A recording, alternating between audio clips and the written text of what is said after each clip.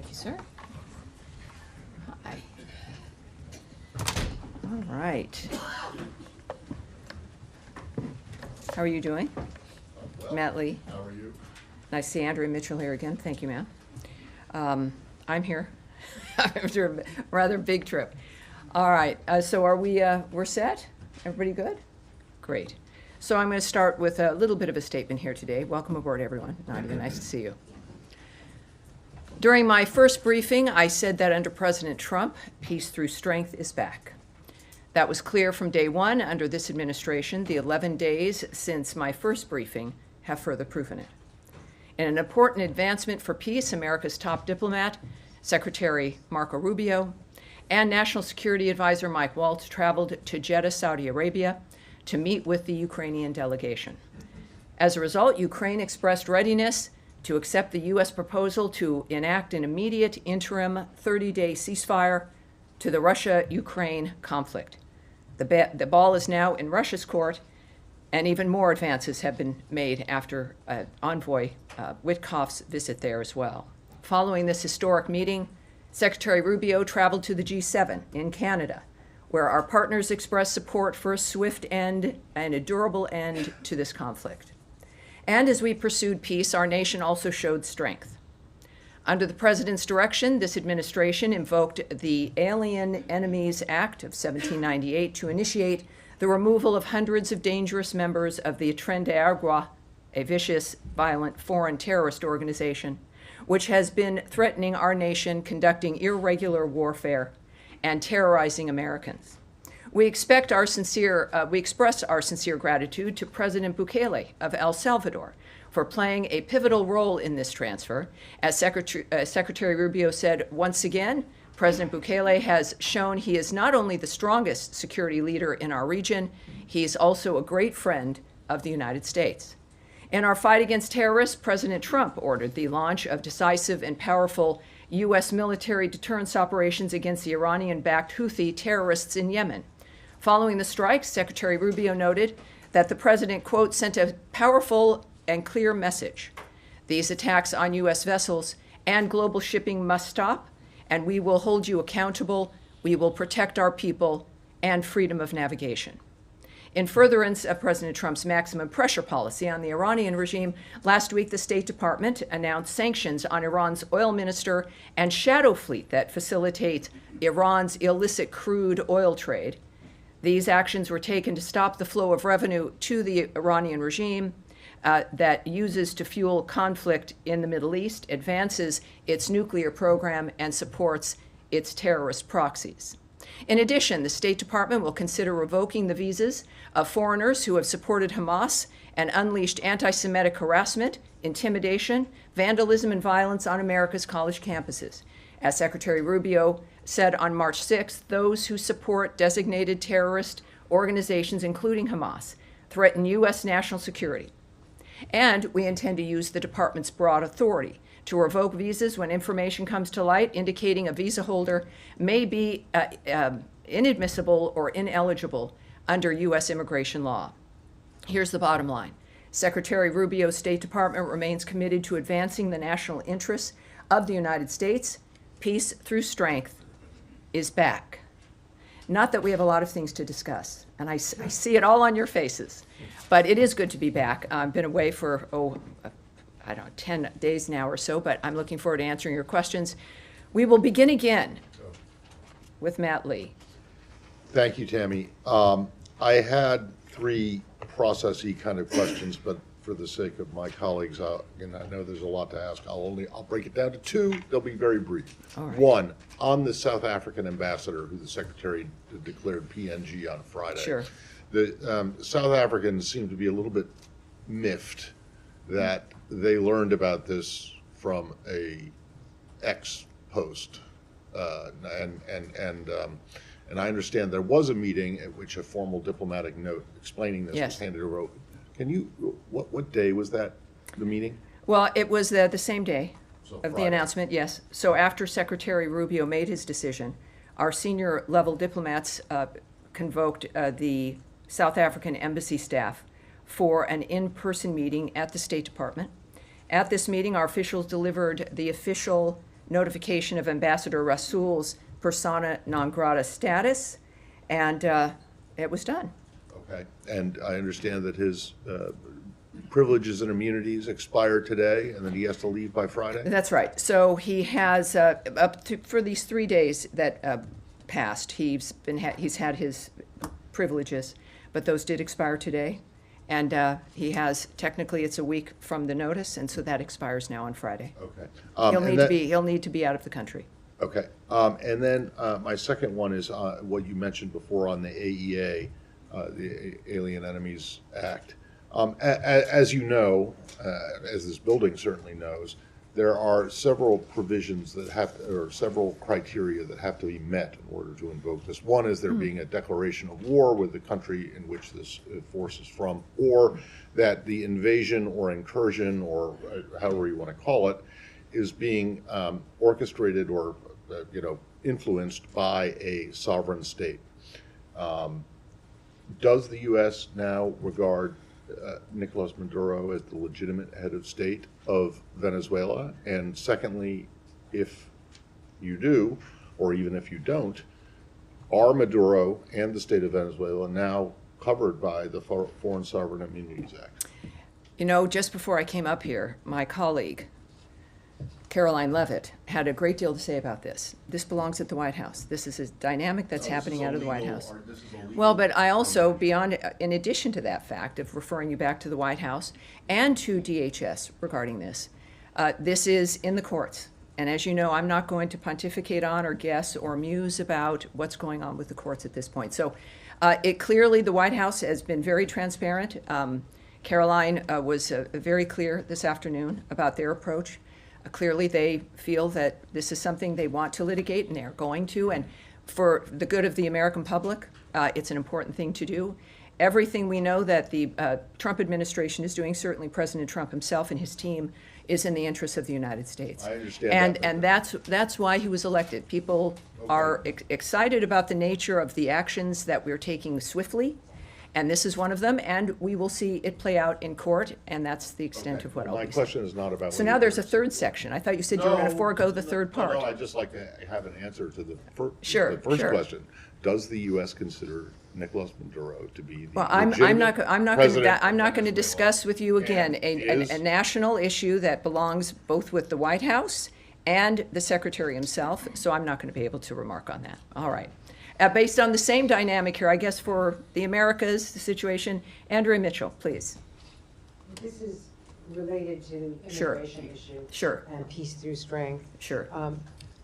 Does Secretary Rubio believe that if Afghanistan is among the countries that are there on a list, a draft list to be banned, that legitimate SIVs who were approved by the State Department during the fall of Afghanistan and withdrawal should be a carve-out, and that these people who help the State Department, the CIA, the DOD, can come and have refugee status? I do have a follow-up. Well, first of all, there is no list. What people are looking at over these last several days is not a list that exists here that is being acted on. There is a review, as we know through the President's executive order, for us to look at the nature of what's going to help keep America safer in dealing with the issue of visas and who's allowed into the country. But what has been touted as something that is an item through the State Department, it just simply isn't the case. So the premise, I have to say, I certainly can't speak to because it's not accurate. When it comes to the nature of Afghanistan and those who've helped us, the arrangements we've made already in the past, getting as many people from that conflict here, certainly those who have assisted us and worked with us, that's been a policy and a dynamic that we've worked on from certainly even the previous administration, working to try to get that happening. So that's not something that is certainly I can talk about regarding something that doesn't exist, but certainly when that review is done, we'll have something that we can discuss. Okay, then let me ask you also Yes. about your view, the Secretary's view, about the legality of a foreign country holding an American citizen from Iowa who has not been charged with any crime and holding his passport and not permitting him to return home in the case of what's happening in Punta Cana and the Dominican Republic, where this young man and his family and his lawyers say that he has not been permitted to leave the Dominican Republic, that he has been a cooperating witness, he's not charged with any crime. Mm-hmm. Does the State Department have any view about the rights of that U.S. citizen? Well, I think what's appropriate here is for me to not, and this is unfortunately the nature of the State Department and what we do. When it comes to diplomatic efforts, whether they exist or not, the nature of legal frameworks for individuals, the privacy issues involved, that's not something I can get into any detail about.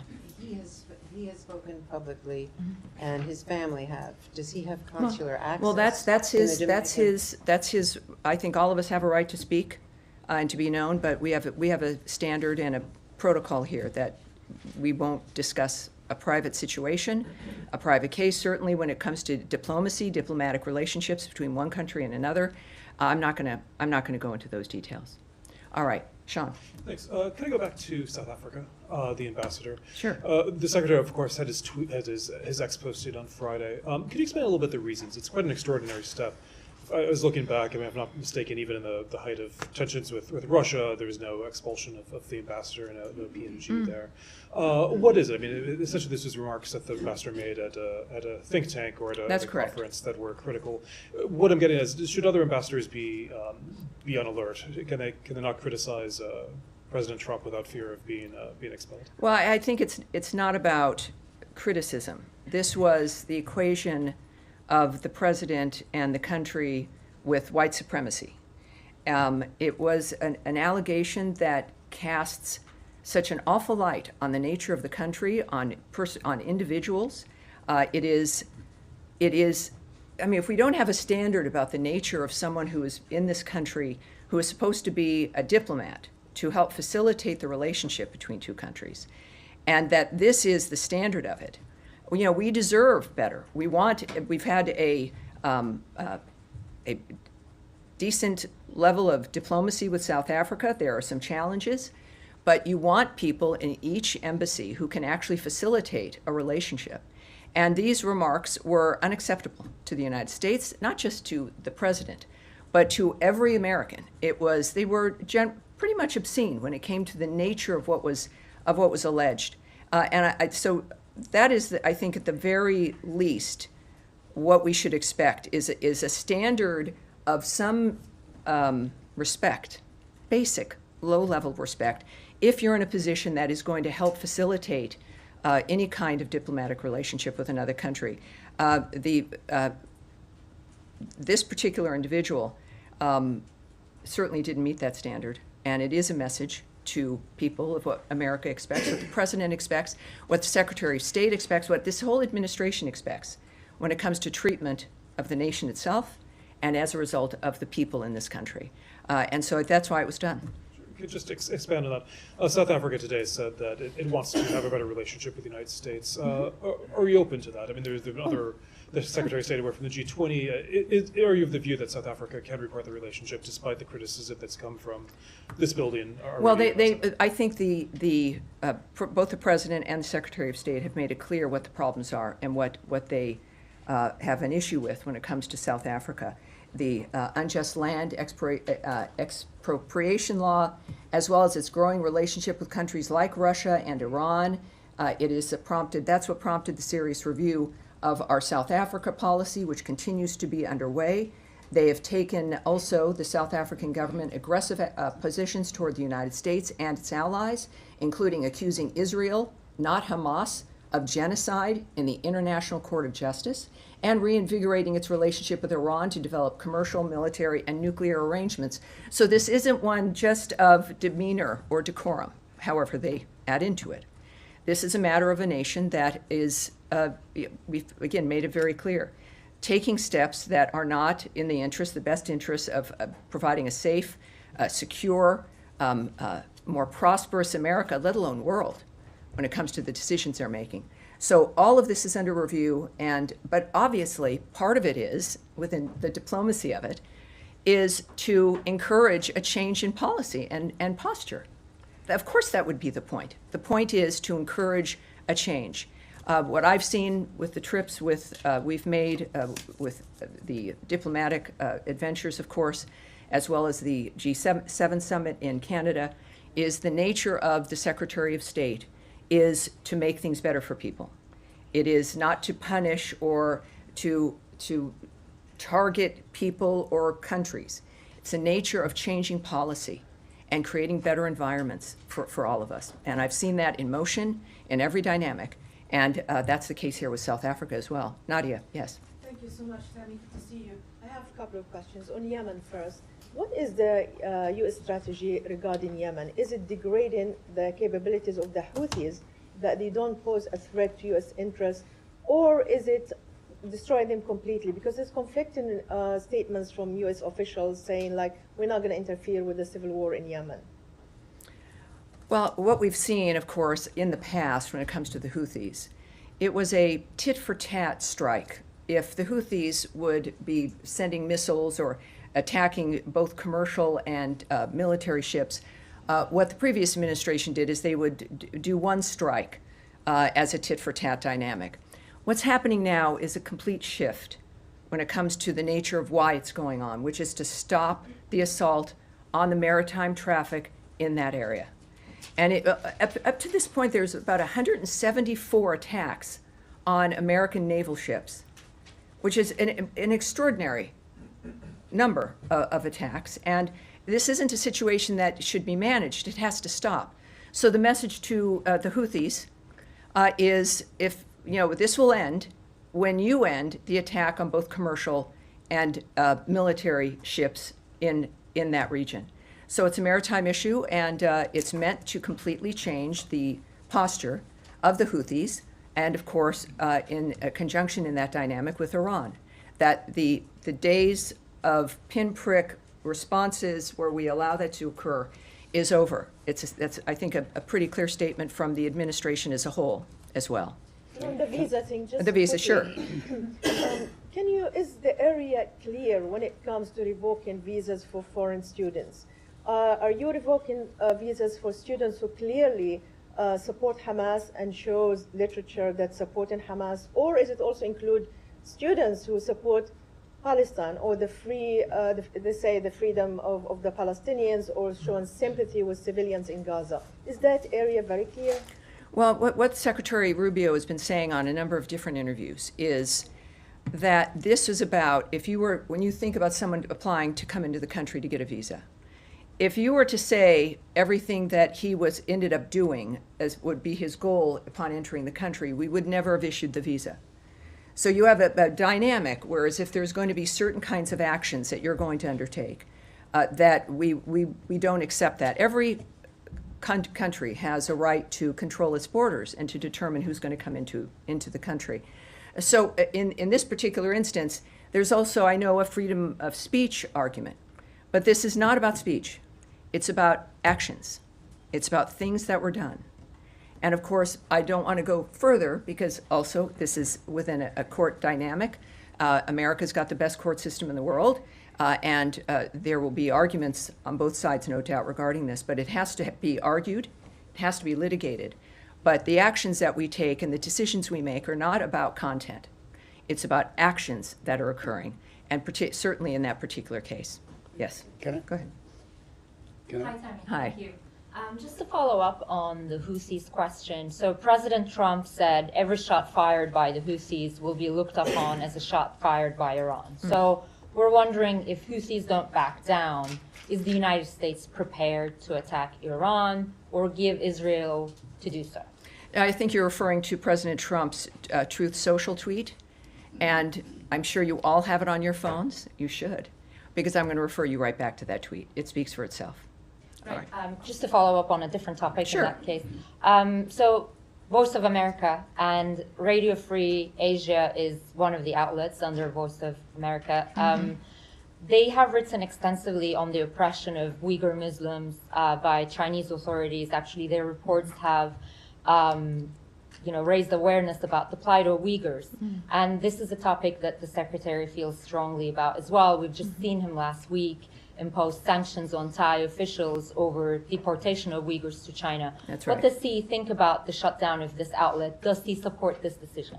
Well, and what you're referring to, I think, is the VOA and some other outlets involved with the current, some budgetary changes and actions that have been taken. What I can tell you, like, with all the aspects that are happening in this shift, is that it's a fluid situation. And I look forward to watching it unfold as you do. I know you're all reporters, and some reporters here in the bullpen have been affected. But the fact of the matter is, this is serious business. It's the business of government using taxpayer dollars.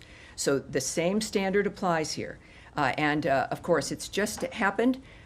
Carrie Lake, as essentially the envoy within this framework, is someone that Americans know and trust, and I look forward to seeing how this unfolds. But right now, it's new, it's a fluid situation, and we'll have more for you as it unfolds. When you say All fluid, right, could yes, it go be ahead. overturned, Yeah. you mean? All right, go ahead.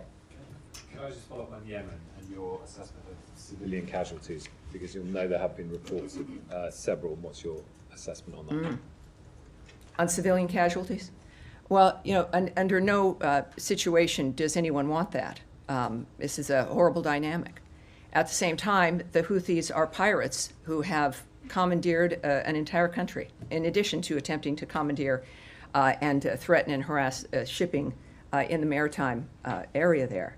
So when we think about this dynamic, America seeks to avoid that situation, but we're now in a position where it has become untenable. America's position in this kind of a regard, it's a unfortunate framework of war and of tensions and conflict like this. But of course, we lament, I think, this country of all countries, and what we've done and what we've accomplished. We lament the loss of life. That's the aspect. Because I think this is part of the real story. All of the aspects of what the Trump administration, what Secretary Rubio and everyone now in this new administration is focused on, and maybe it surprised people, it shouldn't have, is peace, is to stop the wholesale slaughter of people, is to stop the chaos that reigns through certain regions, is to make sure, especially with certainly Ukraine and Russia, is to make sure in every place where there's conflict, that the people that are alive today might be alive tomorrow. And it's imperfect. It's not something that any of us can sometimes predict the end result of. But this is an administration and a president and a Secretary of State who's made it clear that this, if there is a hallmark, the hallmark is fighting for peace and an end to this kind of chaos that has destroyed Yemenis' lives, and it destroys, obviously, too many lives around the world. Now, yes, sir, you've been waiting patiently. Yes, sir. Two quick questions on the Palestinian issue. One pertaining to Gaza. Aid has not been allowed in since the 2nd of March. The situation is very dire. I was wondering if you are really concerned about this, especially, this coincided with the beginning of Ramadan as well, where people need food and water and so on. I mean, is starvation used as a method to pressure people? Isn't that a war crime of some sort? Well, for the horrible suffering of the Gazan people, we know where that sits. It sits with Hamas. We know that within the ceasefire, and why we fight for the ceasefire and want it to continue, is in fact to allow, to make sure that food and aid is moved into that region. The United States has led the way in that regard. We also know that at this point, when it comes to the nature of what Envoy Witkoff has worked on and what all of us still focus on, is in fact what your concern is. Making sure that there's a situation on the ground that allows food to get to the people who need it, that allows aid to move through to the people who have been suffering because of the choices that Hamas has made throughout the years. And that is what we continue to work on. So everyone, certainly it's a concern, and that is why we continue to work to make sure that aid can get to the people who need it. Yes, sir. Go ahead. Follow up? Yeah. Question on Syria. The Syrian Interim Authority last Thursday approved a new constitution. It has granted likely no rights for the minority like Kurds and Druze in Syria, and has been rejected by these minorities, labeling it's against the democracy. What's the U.S. view on that constitution? And does anyone in this department connected with the new Syrian interim authority? Do you have any engagement with them? You know, again, when it comes to diplomatic engagements, situations as fluid and as situational like that one, that's not something I'm going to be able to answer. But I'll see what we can do when it comes to the specifics of what you've asked for. Yes. Right. I have Go. another question on Iraq. All right. Yeah, this administration, including Secretary Rubio himself, has called the Iraqi government to resume the Iraqi Kurdistan oil export and solve the U.S. oil companies' issue that are working in Iraq. But this hasn't happened. What's the U.S. view on that? Are you urging the Iraqi government to resume the oil export? Again, I'm not, at this press briefing, I'm not going to go into international negotiations or diplomatic negotiations or thoughts that might be held by the Secretary of State. But we'll see when it comes to actions on that. It'll be, I think, abundantly clear. Yes, ma'am. Syria. Thank you, Tammy. So Syria's new government, along with regional countries such as Turkey, Jordan, Qatar, and others, have been calling on the U.S. to lift the sanctions that was put in place during the Assad regime, and many view these sanctions as a significant barrier to stabilizing and rebuilding the country. Is the administration considering removing or maybe easing these sanctions?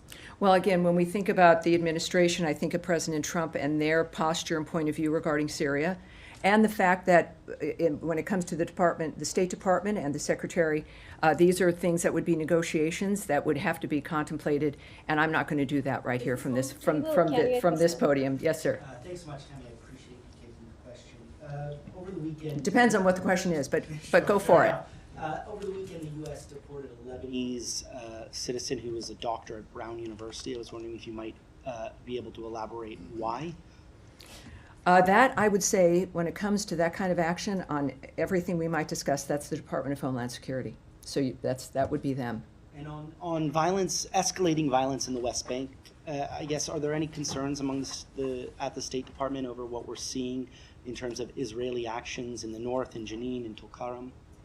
Well, the United States' position, certainly the State Department, is that we stand steadfastly with Israel. Israel has seen certain security concerns that they have, and they're taking actions regarding those security concerns. And we stand with those decisions and what the Israelis choose to do in that framework. Yes, sir. Thank you. Two questions. Changing subject to South Asia. A few days before the elections, President Trump, then as a candidate, had spoken about, expressed concern about attacks on the Hindus in Bangladesh. Now that Secretary has been here for about 60 days, what is his assessment about the situation of Hindus in Bangladesh and what steps he is taking to address President Trump? Secretary, Well- no, Secretary Rubio. Well, again, you're talking about President Trump in certain aspects about how the nation and how his administration views the nature of what's happening in another country. And Secretary Rubio, of course, follows through with his vision and the nature of the choices that are made in that regard. But when it comes to, again, negotiations, diplomatic considerations, and the conversations that those involve and what might happen, I don't want to presume here what the outcome will be. You don't want me to either. I think that the best thing to do would be to. I'm sorry? Can I reframe the question? Well, What is no, your- no, what I'm not going to answer is diplomatic considerations from government to government or attitudes and approaches when it comes to what's happening in a certain country that belong within a diplomatic kind of conversation that clearly I can't speak on, or would I hypothesize about what might happen. So, yes, here you go. Second Yes, ma'am. question. Go ahead. I have one more Go ahead. question. Thank you, Tammy. Just to follow up quickly on what Hamara was saying about USAGM, Radio Free Asia, Sure. and other news broadcasters, because I think you're going to get a lot of questions about this. Oh, I You've expect it. I just got back into the country over the weekend. I thought, well, this will be discussed. As you mentioned, it's affected colleagues we know in the bullpen. Yes. Can you just clarify when you say that you're watching this unfold, do you know if this is something that could be reversed in terms of what they're doing with USAGM? You want me to speculate, and I know you know I can't. And I know I come from a background where that's mostly what I did for a very long time. That I can't do here. Okay, so my next question is about something different. The State Department, according to some reporting by the New Republic, terminated a contract to the Yale School of Public Health's Humanitarian Research Lab. They were tracking evidence of the Ukrainian children that have been abducted by Russia since Russia's invasion of Ukraine. Some of that evidence was about to be, from their work, it was about to be transferred to European law enforcement officials. Can you comment at all on whether it is true that this grant was terminated, and whether you have any other comment on that? Well, I can't confirm that, but obviously I'll take it back and I'll get back to you so we can get some details in that regard. Thank you. Yes, yes, sir. Thank you so much. I also have a question on Russia, Ukraine, but before that, let me follow up on Radio Free Europe quickly from different angle. This administration last month secured one of the reporters jailed in Belarus, was working for Radio Free Europe, and I want to give you credit for that. Now, given how strongly you feel about the cases, can you assure us that you will continue securing the release of Radio Free Europe reporters, one of them in Azerbaijan and other countries, even if you end up defunding them? Well, that's not something I can answer here, again, when it comes to the nature of the choices that will be made. But what I can tell you is that this is a country that has led the way from the very start of radio, of making sure that voices are heard everywhere. That this is something this country can be proud of. And it sits within the framework of what matters to us. At the same time, this nation has to look, and I don't think it's anything to be ashamed of, look to the nature of how America is going to be able to remain strong and safe and secure and more prosperous so that we can continue to move through with foreign aid, with facilitating voices that normally other parts of the world would not hear. It is a part of democracy. And of course, you want every nation to have that kind of commitment as well when it comes to who's able to be heard. So that's a commitment that stands. It is the heart of this nation. And certainly that's not going to be ending. The framework of certain things might change, or how we facilitate them, but certainly not that commitment. And I think we've done a good job of that, and we should all be proud of it as well. My How are we second doing? question, Tammy, on Russia-Ukraine, I was going actually, that was my original question. Well, I've clearly lost the bucket of issues here as we've gone from a few things back. But go ahead. Comment on reports that the United States pulled back from international group investigating Russian crimes. What is the strategy there, and what message are you sending to Russia, who continues actually committing crimes as we speak? Yeah. Look, this is we're going to be looking into a number of different things. That's anecdotal. The nature, I'm not familiar with the nature of what happened, so I'm not going to be able to speak to that. Yes, right down the middle here. Yes, sir. Thank you so much. I think, the gentleman in front of you, sir. Go ahead. Thank you, Tammy. Daniele Compatangelo for LA7, Italian TV and Primetime Media. So we both were at the G7 the last week. Yes, we were. And the focus was Ukraine. So today in Europe, there was European Council. They met, the foreign minister, and they discussed about Ukraine and the European Union proposals. So it seems like there are, Europe is very divided right now. Like Italy, Spain, Ukraine, Hungary and Slovakia are more aligned to Trump proposal. It's not proposal, but like plan. And the other ones, more lefties, are like want to keep giving military aid to Ukraine. So, what do you, as a State Department, how do you guys will interact with the European right now? Are we going to go for the Trump plans or the European ones? I think we're going to go with the Marco Rubio approach, which is to talk to everybody, which is to put out the new ideas, which is to argue for them on the merits of those ideas. That's what happened at the G7. What happened at the G7 was a collection of people who have very different points of view, some big disagreements, but a direct, specific decision mentioned by the Canadian Foreign Minister Joly that we're going to focus on what we do have in common, what we can get done together, and really the importance of the gathering itself and what we can do together. There's a lot of people, I think, that would prefer us to be distracted by the disagreements.